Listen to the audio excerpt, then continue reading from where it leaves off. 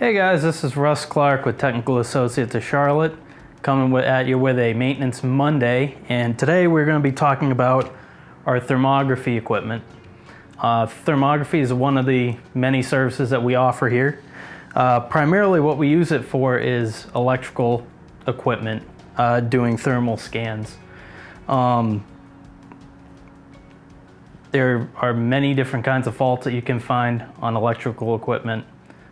Primarily high resistance connections, but also failing components on circuit boards and stuff like that.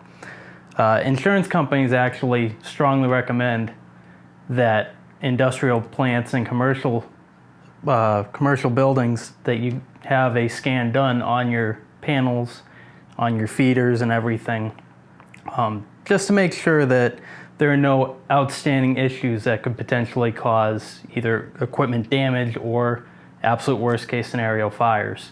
So if this is something that you're interested in, please give us a call, shoot us an email, and we would love to work with you and help you out in any way that we can. Thank you very much.